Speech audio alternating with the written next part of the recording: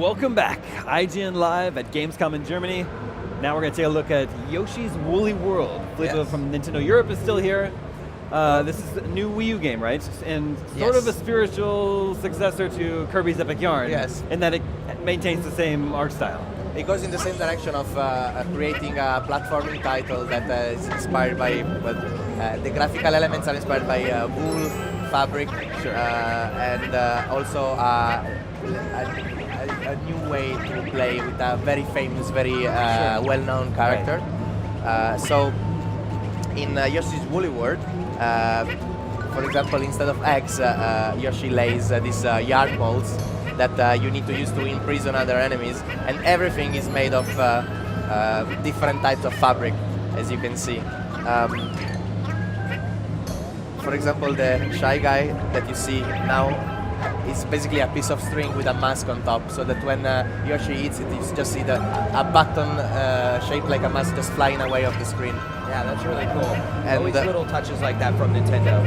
As you can see, the game is fully playable in co-op with one other player, and well, it's another quite slow-paced platformer that is really based on finding secrets. I can also use my other Yoshi, by the way, as a yarn ball. As you can see here, I can throw him and hit enemies. And I can use yarn and string in very different and new ways, let's say, because now, for example, I can create platforms. And here we see another typical element of Yoshi games, and also an element that was in Kirby's Epic Yarn. That's secrets. Secrets everywhere. Yeah. Basically, hidden areas are really a constant of this game, and you always have to be sure that you have pulled every piece of string, every dangling button, everything that you can find. That's a little basket that will spawn infinite yarn balls. You can store up to 6. Yeah, I was gonna say, so you always need a ball of yarn with you. Yeah, I mean, that's well, the beauty of co-op is that you can only use the other Yoshi as a yarn ball. But when you absolutely need a yarn ball to proceed, well, the game will find a way to give you one. But of course, even when you don't, even when they're not mandatory for the progression, they help, as you can see here, for getting secret. Like, for example, I just collect a piece of Wonder Wool, of which there are 3 in every level, and it's one of the collectibles. And now one of the typical flower that is also in other Yoshi games, which are the 2 main collectibles that you can find in each level of the game. Got it. Yeah, going back a little earlier, I saw you sort of turned a platform into yarn. Yes. Could you not jump on it without turning it into yarn? No, that was the crochet pins, basically needles stuck into the background. I thought it was sharp. And you throw a yarn ball, and then basically they sew a platform in real time that you can jump on. And here instead we can see an amazing flower popping out from the classic cloud-shaped icon with a question mark that represent something hidden that you have to, in other Yoshi games, normally throw an egg at, but here again, throw a yarn ball at. Yeah, I like that they kind of have like that cotton ball look, you know, it's almost everything in the world is sort of derived from string and yarn and everything. I actually saw a photo with, you know, the creators. They went to like a yarn shop for one of the pieces on Nintendo, and it was, that was where they tried to get some inspiration. Exactly, yeah, that was amazing. I really would like one of the real plush, stuffed plush toys of Yoshi that Mr. Tezuka had in that video. I became really envious very, very soon. Also, here, I don't know if you can hear the sounds, but it's amazing for me the sound that Yoshi makes, because whenever he's aiming with a yarn ball, or when he's pushing this giant ball, he makes a sound that shows his effort at aiming or at pushing. That I think it's not actually, it's me actually in my mind always when I'm aiming, going like there, and it's really like he's playing a sound that's actually in my thoughts, in my brain. That read your mind. Is this an early level game, or an early level in the game? Well, this is the demo, so it's again trying to. This is the first level of the demo, so it's trying to offer a bit of. Actually, sorry, this is the second level of the demo, so it's still pretty easy, pretty slow-paced. But again, the point here is to collect all the secrets. That's where the real difficulty lies. I actually didn't manage to collect all the secrets in this one with my co-op partner here. Yeah, I think there's actually been some feedback on that sometimes some of the Yoshi games, to the fans who've been with them a long time, it's a little easy. Do you know if this game gets more challenging, or is it more focused on the exploration and the secrets? Or is it more aimed at a younger crowd overall? You will see that it gets a little bit more challenging already in the third level of this demo. Right. It's still quite, Moderate. as you said, slow-paced, moderate. Yeah, it's also about the pleasure of the exploration and the discovery. For sure. Does the gamepad play into this in any way, shape, or form? Well, I'm not quite sure what has been disclosed yet about Gotcha. it. In the demo, you don't use the gamepad, but there's this, demos are not very often. Yeah, they're a small piece of what's to come, for sure.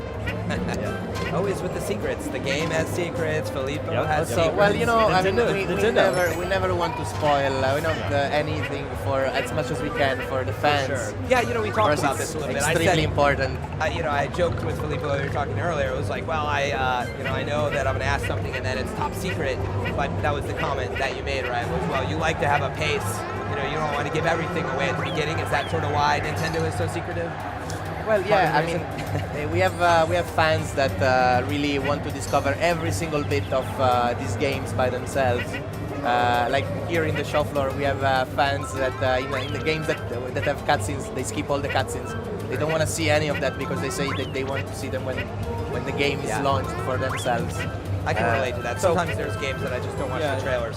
So we're seeing a different type of egg here. Yeah, exactly. This is the third level, and those are tiny chicks inspired by the Half and Puffed chicks from previous Yoshi games. I'm not sure if we have a final name for them yet in this version of the game, but the main thing is that they play in a very different way because when you throw them, they leave a trail of cotton that quickly disappears. So you have to throw many of them in order to climb, and you can see that this entire level is based on this mechanic where you actually have to explore vertically and try to find the platforms that sometimes you cannot see at first, but you just have to try to go up and use your tiny birds to create. It's kind of sinister if you think about it. You kill the parent and you enslave the children until you use them as you wish. Exactly. But it's an abstraction. They're not suffering at all. They're really happy of helping Yoshi out.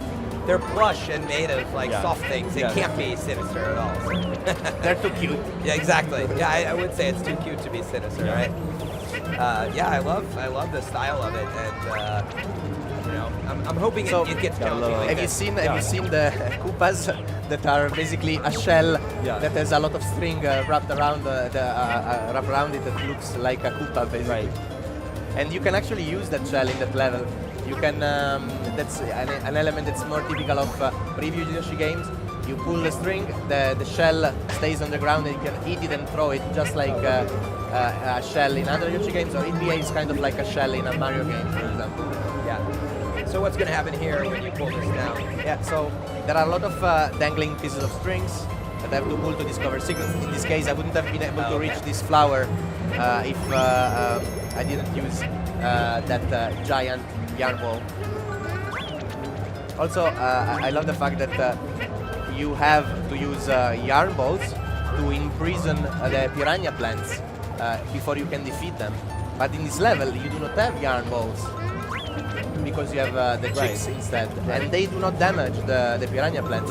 So that's where again playing co-op plays a role, because you need your co-op partner in this case to be more effective, and so that it's easier for you. That's the only way to damage the piranha plants. Well, no, I mean before that there are the Koopa shells that you could use, but then you would have to store them in your mouth and conserve them until you get to the right point. So you have to be a bit more strategic about it. Whereas with a co-op partner, sometimes you can just eat him and throw him out and destroy it like that. Of course, you're very free to mess around with your co-op partner, and like in all of our co-op games, they're co-op as much as you want them to be. Sure. Yeah, it's how to annoy your co-op player is basically what happens sometimes. It'll be my nephews in my case. Exactly. They'll be annoying me, I'm sure. Yeah. Is there a release window for Yoshi's Woolly World?